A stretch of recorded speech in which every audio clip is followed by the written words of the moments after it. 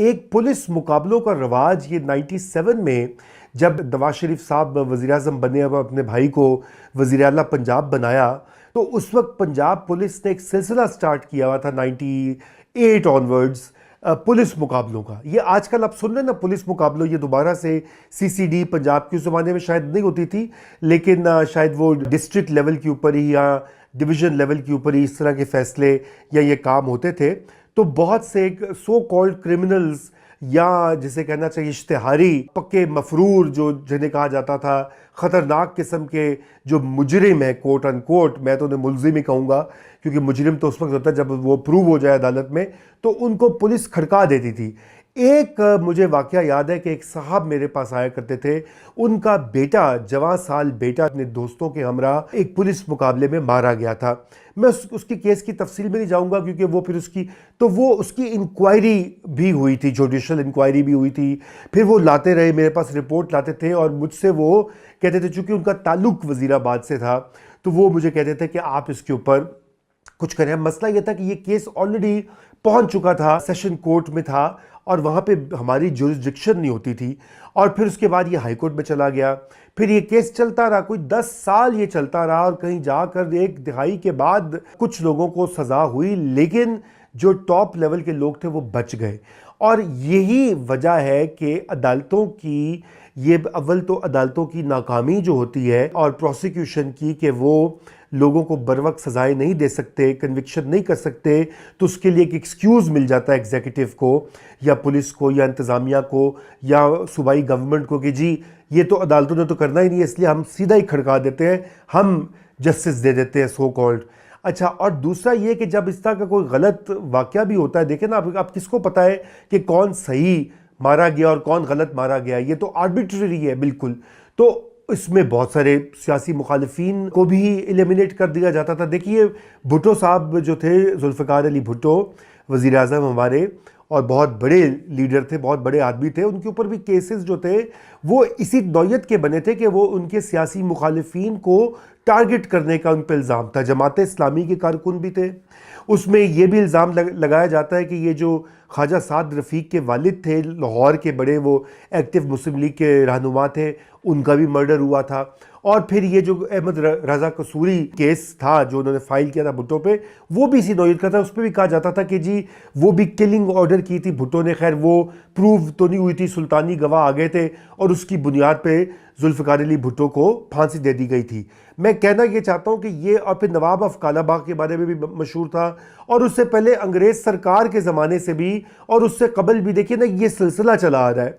अब अगर बड़े मज़े की बात है कि हिंदुस्तान हमारे पड़ोस में, जहाँ पे जमहूरियत हमसे कहीं ज़्यादा मजबूत है, आइन की हुक्मरानी भी है बज़ाहिर, लेकिन पुलिस मुकाबले वहाँ भी धड़ाधड़ होते हैं। अगर आप लोग बॉलीवुड से या इंडियन फिल्में अगर आपने देखी हो, एक ज़माने में तो बहुत आसानी से यहाँ पे आती थी, केबल पे भी चलती थी, तो जो सबसे कामयाब फिल्में हैं वो पुलिस की तशद्दुद से मुतल्लिका है। ये किस तरह 3rd डिग्री मेथड यूज़ करते हैं, किस तरह पुलिस मुकाबले होते हैं। वो ईमानदार पुलिस अफसर वही होता है जो जाके शूटिंग करता है और वो अभी भी हीरो बनता है कि जी वो आगे पूरे गैंग का सफाया कर देता है या वो अपनी तरफ से इंसाफ दे देता है, और लोग भी जाके घंटी बजाते हैं जी पुलिस अफसर ईमानदार होगा तो वो जाके, ये खिलाफ कानून है। खैर मुझे ये इस बात का इल्म था बिल्कुल, मगर ये जब केस मुझे वो आके बार बार कहते थे तो मैं सोच में पड़ जाता था कि मेरे पास इस अथॉरिटी का क्या फ़ायदा है कि मैं इतनी अहम एक चीज़ के ऊपर मेरी से जो है वो बिल्कुल लिमिटेड है। और उसकी वजह एक ये है कि ये एक बज़ाहिर तो उस वक्त तो खैर बाद में तो सिस्टम बदल गया, लेकिन कम अज़ कम ऑन पेपर पुलिस के ऊपर थोड़ा बहुत कंट्रोल मैजिस्ट्रेसी का होता था। एग्जीक्यूटिव मैजिस्ट्रेट जो होते थे, डिस्ट्रिक्ट मैजिस्ट्रेट जो कि डिप्टी कमिश्नर भी कहलाते थे, और सब डिविजनल मैजिस्ट्रेट जो कि मैं था, हमारा एक रोल था बहुत से ऐसे काम पे पुलिस की निगरानी करने का। और उस पर टेंशन यही रहती थी डीएमजी या पाकिस्तान एडमिनिस्ट्रेटिव सर्विस की पुलिस के साथ, कि पुलिस कहती थी कि हम तो इंडिपेंडेंट है और आप कौन होते हैं हमें पूछने वाले और हमें इंटरफेयर ना करें।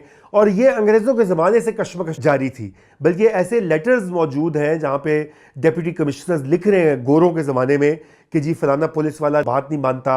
पुलिस वाला अपने हायरार्की में लिख रहा है कि जी ये डिस्ट्रिक्ट मैजिस्ट्रेट या डिप्टी कमिश्नर ये बहुत ज़्यादा इंटरफेरेंस कर रहा है, ये काम नहीं करने दे रहा।